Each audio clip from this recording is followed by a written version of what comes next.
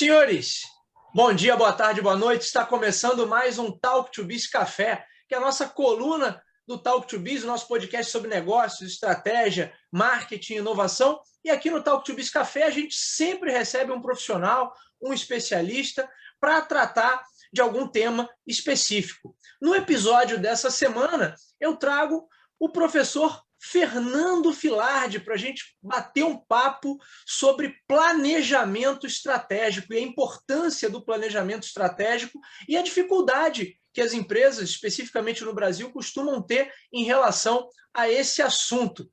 Fernando, seja muito bem-vindo ao nosso programa. Bruno, agradeço muito o convite, oportunidade importante aí da gente divulgar sobre o tema, né? Falar um pouco sobre o tema, desmistificar algumas coisas também e abordar alguns assuntos de interesse de todos, né? Legal. Fernando, prazer ter você aqui no nosso programa. O papo é sobre planejamento estratégico e você vem desenvolvendo conteúdo nessa área. Eu vi você publicando algumas coisas, falei, opa, esse é um tema que muito me interessa, eu costumo falar bastante aqui no Talk to Biz sobre esse tema. E eu vejo, Fernando, não sei se é a tua percepção também, muitas vezes uma cultura pelas empresas brasileiras, por parte das empresas brasileiras, um pouco avessa ao processo de planejamento. Você acha que, na tua prática aí da consultoria, de ajudar empresas de todos os setores, que há uma resistência à cultura do planejamento, antes até do planejamento em si, das ferramentas, mas há uma certa resistência à cultura do planejamento? O Bruno, sim, tá? Já adiantando um pouquinho, a gente tem uma cultura muito de imediatismo, né? Eu acho que as pessoas têm muito a coisa de querer botar a mão na massa e vamos fazer e vamos acontecer e planejar pouco, tanto na vida pessoal quanto na vida profissional, né? Eu acho que as pessoas planejam muito pouco, né? E no Brasil muito também isso é muito comum, muito em função de um passado recente, né? Onde a gente tinha aí uma revolução constante. Aí a gente trocou de moeda 7 vezes em uma década, a gente teve 2 impeachments em 20 anos, a gente tem uma turbulência política muito grande no Brasil recentemente, né? O que torna um pouco mais complexo planejar, mas não é o caso de abandonar o planejamento, não desistir. Um mapa é sempre um mapa. Por mais complexo que ele seja, por mais limitado que ele seja, é melhor ter um mapa do que não ter nenhum, né? Então, eu vejo que muitas pessoas realmente partem para a prática sem ter feito planejamento algum. E aí a gente tem aí, se a gente for falar de micro e pequenas empresas, você tem estatísticas aí que mostram que a falência das empresas, inclusive é um dos tópicos que eu pesquiso bastante, né? É a mortalidade precoce de empresas, né? Empresas que não completam 3 anos de existência. Isso no Brasil gira em torno de 50% do número de empresas. A gente tem aí, o Brasil está sempre entre os 10 países mais empreendedores do mundo, mas esse empreendedorismo ele é de quantidade e não de qualidade. As pessoas criam muita empresa, mas elas também vão à falência muito, né? Muito rápido e em muita quantidade também, porque criam as empresas sem a identificação de uma oportunidade de negócio e sem o planejamento. Às vezes tem uma oportunidade de negócio, tem um negócio bacana, tem um produto e serviço adequado para uma necessidade específica de um cliente, mas não foi feito planejamento, não se organiza. Começa o negócio de uma maneira torta,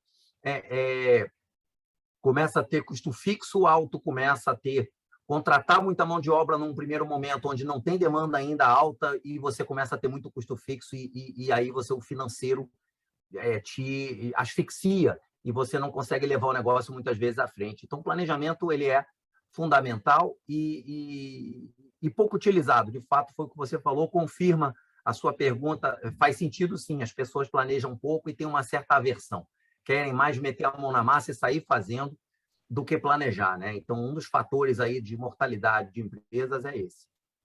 Já que você falou de pequenas e médias, eu acho que isso deve ser mais crítico em empresas menores, né? Existe ainda essa crença de que o planejamento está só restrito às grandes empresas e que para pequenas empresas seria algo até inacessível por conta de custo, né? Eventualmente, o que você teria a dizer para gestores ou para empresários que estão ali nos seus pequenos e médios negócios e que têm essa resistência ainda ao planejamento estratégico? Eu diria isso. Realmente, você tocou num ponto importante, né? As grandes empresas, né? O planejamento, a falta de planejamento leva ao erro, né? E o erro para a empresa pequena e média, ele pode ser fatal. Esse é que é o ponto, né? Não tem gordura, não tem espaço para erro. A empresa grande, muitas vezes, por ter um lastro financeiro, por ter um nome, por ter marcas importantes e por ter um portfólio, ela muitas vezes, ela às vezes pode até se dar o luxo de postergar um planejamento, atrasar um pouco mais ou fazer algo mais genérico, né?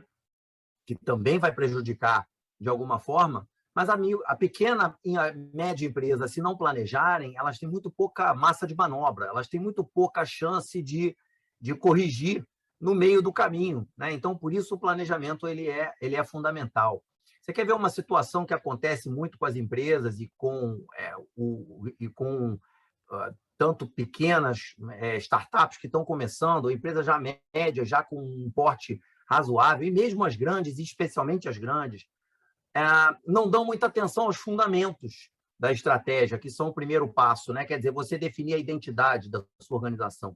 O que é a sua visão, né? Que é como você quer ser visto, como você quer ser lembrado pela sua audiência, pelo seu cliente, pela sua persona, ou seja, quem for que você queira alcançar, né? Depois, a definição do negócio, né? Que muitas vezes as pessoas atrelam o negócio ao produto ou ao serviço. O meu negócio não é o meu produto e o meu serviço. O meu negócio é a necessidade que eu vou suprir do meu cliente. O produto é o formato pelo qual eu vou chegar a isso, né?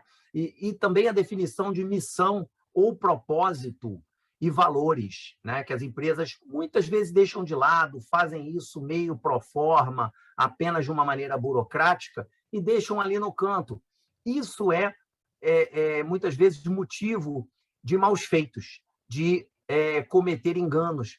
Fala-se tanto em compliance hoje em dia, governança.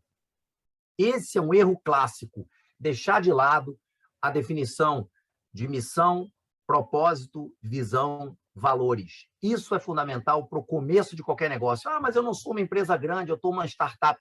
Comece definindo sua missão, seu propósito, seu negócio e seus valores. Fundamental ter essas definições. Por quê? Porque lá na frente, quando você começar a crescer, que você começar a ter funcionários, isso começa assim, muito rapidamente, quando a coisa dá certo, e a gente torce que a gente esteja numa retomada econômica, que em 2022 Sim. A gente possa ter um avanço, né? E que seja 23 ou 24, seja como for, a gente está falando de planejamento, pelo menos de médio prazo, essas pessoas vão ter um norte. Quando você começa a ter colaboradores, você começa a ter um número de pessoas colaborando e trabalhando para a empresa, você tem que ter uma diretriz, uma norma. Olha, isso aqui é o que a gente acredita, né? E ser compliance aqui dentro é fazer desta maneira. Nós temos alguns lemas e alguns tópicos que a gente acredita. Então, lá na frente, você vai evitar que essas pessoas façam maus feitos, entrem em questões que não vão levar a um bom resultado, questões ligadas à corrupção, questões ligadas a esquemas, que a gente sabe que estão aí no mercado. A gente é que decide se a gente vai participar disso ou não.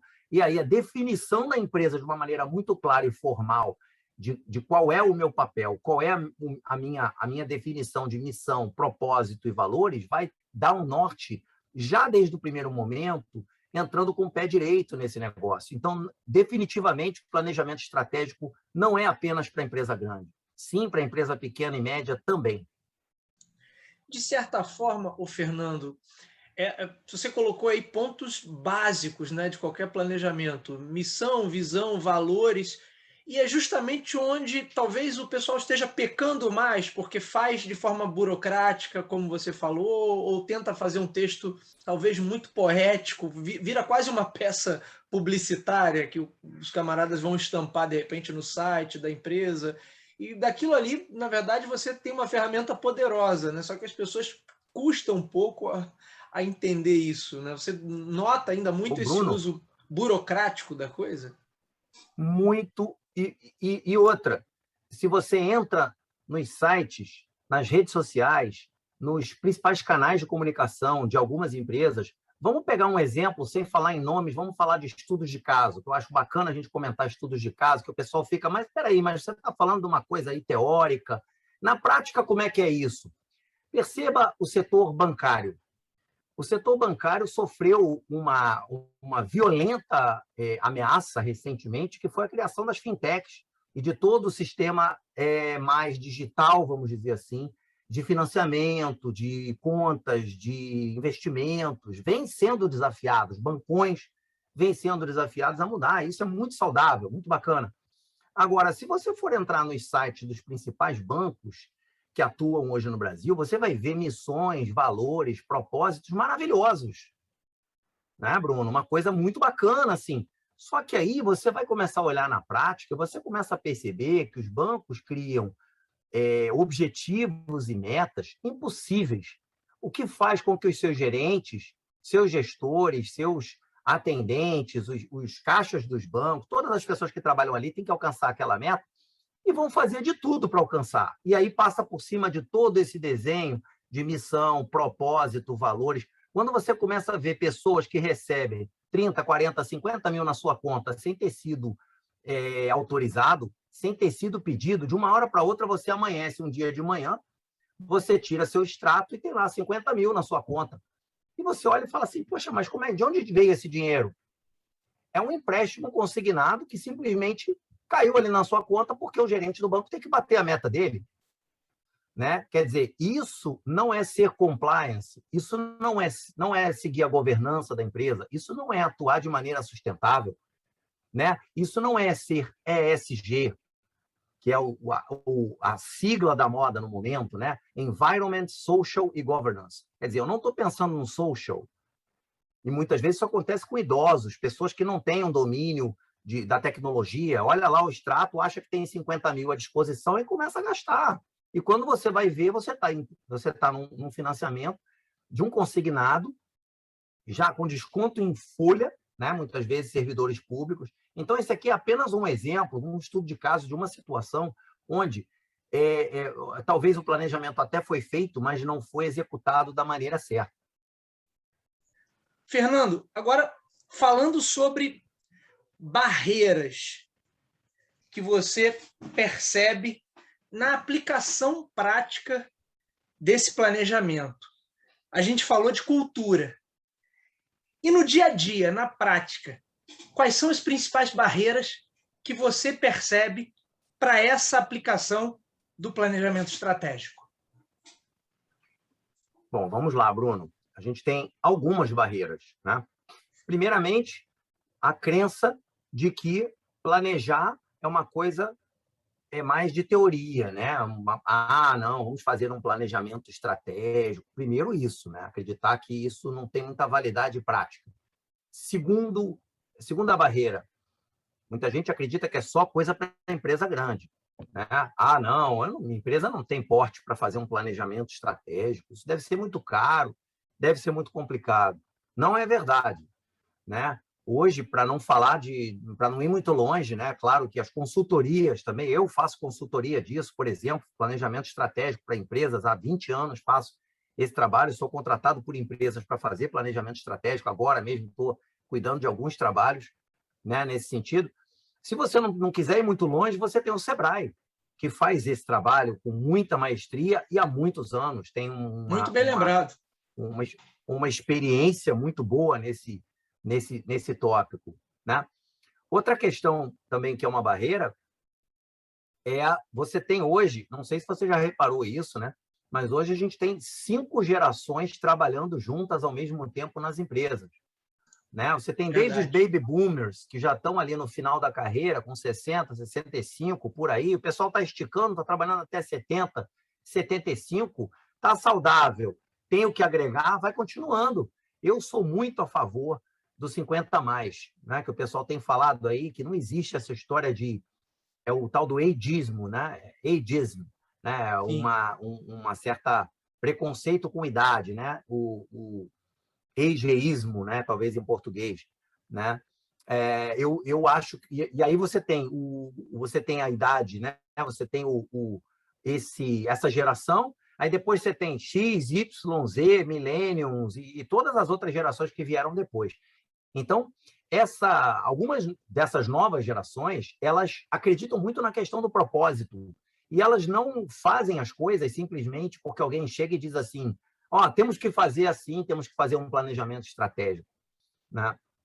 Elas querem primeiro entender, elas querem uma liderança que convença, e não mais aquela liderança que dá um soco na mesa e tem que cumprir, abaixa a cabeça e vamos fazer. Então, o planejamento estratégico mais antigo, né, chamado top-down, que era alguém que tinha uma autoridade máxima e dava um soco na mesa e dizia que tinha que ser dessa maneira, ou então preparava um planejamento e, num determinado dia, chamava todo mundo e dizia assim: esse aqui que é o planejamento, cumpra-se, né? Se você só tem a tarefa de executar, não tem participação, você não teve oportunidade de discutir nada disso, de debater e de contribuir. Então, acho que isso gera uma resistência muito grande. Até algumas décadas atrás, era feito dessa maneira, né? Hoje em dia, a gente tem métodos ágeis, a gente vem trabalhando já com outras ferramentas que tornam aí uma coisa que é muito importante: o resultado tem que começar a sair rápido. Eu não posso esperar 6 meses, 1 ano, para começar a ver os resultados acontecendo. As pessoas querem resultados rápidos, né? Não é sair correndo, não é atabalhoado, não é acelerar demais, mas eu preciso trabalhar com coisas que já comecem a dar resultados, porque senão eu vou alimentar os detratores. Todo e qualquer projeto ele tem detratores no curto prazo e aliados apenas no longo prazo. Quando a coisa começa a dar certo, começa a aparecer os aliados, né? Mas os detratores estão desde o início ali martelando: não, isso aí vai dar errado, esse negócio aí, isso não vai dar certo. Quer dizer, fica ali buzinando, né? E tentando angariar pessoas também para minar o poder aí da ferramenta ou das ferramentas. Então, acho que esses são algumas das barreiras, fora a questão cultural, né? Da gente não ter esse hábito, nem na vida pessoal, né? Eu quero ir num show, eu espero chegar à véspera, ou então eu quero comprar na hora. Não tem isso, não existe. Se você for nos Estados Unidos, na Inglaterra, na Alemanha, em vários lugares da Europa, até na Ásia, você só consegue comprar o show com 6 meses de antecedência. Estou falando fora a pandemia, estou falando em momentos, digamos aí, de normalidade. Normalidade, né? Você não consegue comprar, por exemplo, uma final de uma Superliga, de uma Copa, uma Eurocopa, alguma coisa. Você tem que comprar com meses de antecedência, muitos meses de antecedência. Você vai num Circo de Soleil, está sold out há muito tempo. Você não compra na hora, no dia, né? Então, o brasileiro tem essa mania de comprar as coisas e de fazer, de planejar as coisas, faltando 1 hora, faltando meia hora para o negócio acontecer. Então, existe uma questão de cultura que precisa virar a chave, né? É o mindset, né?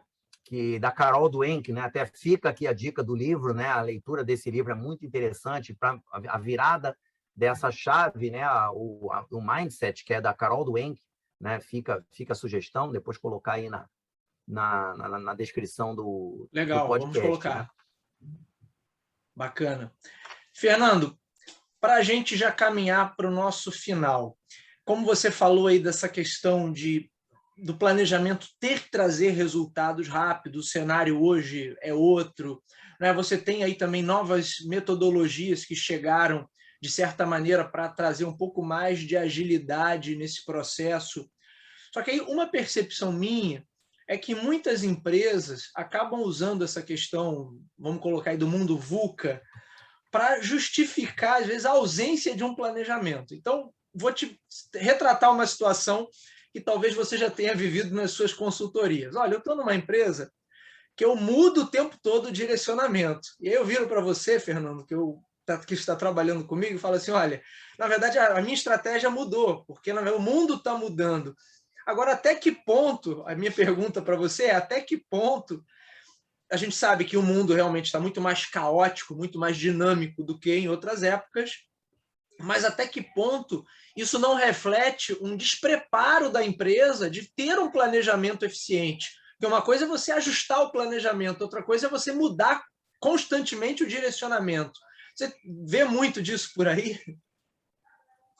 Olha, Bruno, mais do que você imagina, né? A gente vê nos clientes que a gente atende, nas empresas que a gente trabalha, inclusive com os alunos em treinamento, em pós-graduação, em trabalhos em company que a gente faz, a gente vê isso muito mais do que a gente imagina.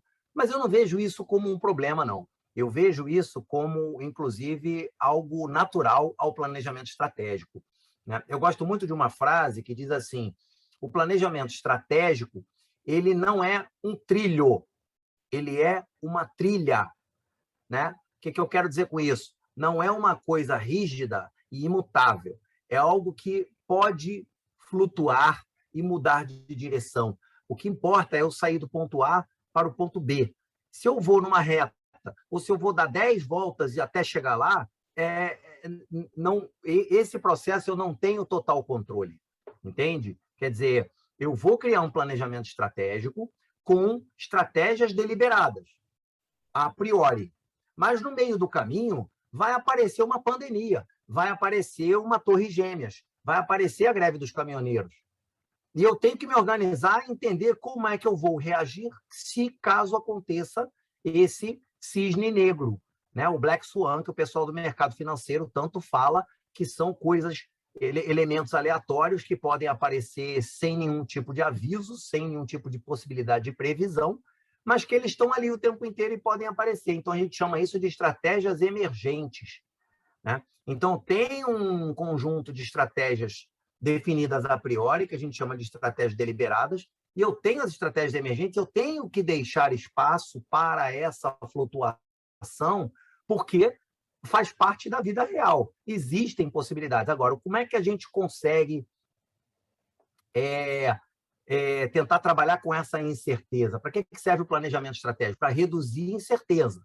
Zerar a incerteza é possível? Não. Impossível zerar a incerteza, porque a vida traz uma aleatoriedade que a gente não tem controle. Então, qual é a ferramenta que a gente trabalha? A gente trabalha com cenários, né? A construção de cenários. Então, eu procuro construir 1, 2, 3, 5 tipos de cenários diferentes. E se tal coisa aconteceu, para que lado que a gente vai levar a empresa? Quer dizer, eu já procuro criar ali os cenários mais prováveis, logicamente, sabendo que tudo isso pode não acontecer ou pode ser diferente do que eu planejei, né?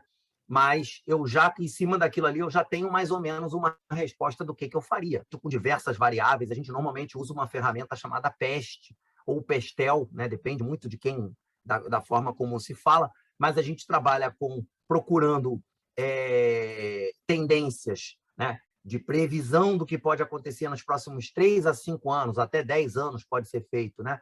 Na área de político-legal, né? Na área econômica, na área social e na área tecnológica, né? Trabalhando com essas 4 principais tendências, né? A gente procura tentar mapear quais são as possibilidades. Então, na econômica, quanto vai ser o dólar no ano que vem, quanto vai ser os juros, quanto vai ser o PIB da economia, quanto vai crescer o desemprego, a renda e blá, blá, blá. Depois, no político, aí vamos assim, assim, assado, vamos falando de diversos tópicos e a gente vai montando cenários em cima desse contexto. Claro que acertar em cheio é muito difícil, mas a grande figura, né, the big picture, como a gente chama, né, eu começo a ter ali já mais ou menos um mapa do que pode vir a acontecer. Eu não vou ser tão surpreendido. Sempre teremos surpresas, porque sempre a realidade nos traz questões que eram difíceis de prever tempos atrás. Então, o que eu consigo te falar com relação a isso é essa afirmação. Eu tenho que deixar espaço, sim, para aleatoriedade e ter certeza de que ela vai acontecer. Então, é muito mais uma trilha do que um trilho. Eu tenho que ter flexibilidade, sim. A estratégia ela precisa disso. Legal, adorei a frase do trilho e da trilha. Vou tomar emprestado aí, com sua licença, para usar nas minhas aulas, quando falar de planejamento de marketing, com toda certeza. Fernando, quero te agradecer demais por você ter participado aí desse episódio, um episódio riquíssimo para a nossa audiência, muita informação de qualidade. Obrigado. por favor, deixa aí como é que as pessoas te encontram, como é que elas acompanham o seu trabalho, se elas quiserem fazer contato com você, enfim, que você tiver site, redes sociais, qualquer canal que você esteja aí produzindo e que queira que o nosso público te acompanhe, deixa aí para o pessoal anotar. Legal. Bacana, Bruno. Eu que agradeço aí o convite. Foi um prazer estar apresentando para vocês aqui, falando um pouquinho de planejamento estratégico. A gente que é apaixonado por esses temas, né? Planejamento e gestão estratégica. Sempre é bom falar para um público qualificado. Bom, vou deixar meu contato do Instagram, né? Meu perfil. Se quiserem seguir, será bem bacana. A gente vai ter aí muito conteúdo até o ano que vem sobre isso. A gente está exatamente no momento de começar a divulgar conteúdos sobre planejamento e gestão estratégica, com o intuito de ajudar gestores e empreendedores aí que estão montando seu planejamento para o ano que vem. Então, é fernando.filardi, F-I-L-A-R-D-I, esse é o Insta, e no LinkedIn é Fernando-Filardi, tá? Então, me sigam lá, a gente está colocando conteúdo de qualidade, estamos fazendo lives aí com gestores e figuras importantes aí do ambiente empresarial. Então, fica o convite para vocês, é um projeto chamado Gestão Estratégica na Prática. Bacana, muito bacana. Vou acompanhar a live com o Léo Filardi. Eu tive num evento com ele há muitos anos atrás, quando ele era da Iniciativa Jovem da Shell, não era isso? Exatamente. Sempre trabalhando com startups, com empreendedorismo. Muito bacana. Isso aí vai ser sucesso na certa. É isso mesmo. Vai ser sim, vai ser bacana. Bacana. Fernando, te agradeço mais uma vez pela sua participação, pela sua disponibilidade aqui para participar no nosso canal. Senhores, esse foi o nosso Talk to Biz de hoje. Meu nome é Bruno Garcia, estou aí também nas principais redes sociais, Bruno Garcia no LinkedIn, Bruno_Talk to Biz no Instagram. Podem me adicionar, mandem o feedback de vocês, mandem sugestões de temas, que é sempre muito positiva essa troca. O nosso programa está disponível nas principais plataformas do ramo, seja você usuário Apple, seja você usuário Android. Se você curte ouvir sua música e seus programas prediletos pelo Spotify, Amazon Music, Deezer, agora também com todo o conteúdo disponibilizado no YouTube, basta você buscar por Talk, o número 2, e Biz, que você nos encontra. Ou nos nossos endereços virtuais, talktobiz.com, talktobiz.com.br. Por último, sempre aquele recado, se você acompanha o nosso trabalho, gosta do nosso conteúdo, compartilha, vamos fazer aí, atuar nessa corrente do bem para levar bom conteúdo, conteúdo qualificado sobre negócios, sobre estratégia, hoje com o professor Fernando, sobre marketing, sobre inovação, a um número cada vez maior de pessoas. Tá bom? Conto com vocês. Obrigado a todos, obrigado mais uma vez, Fernando, e nos vemos na próxima. Um abraço a todos. Tchau, tchau.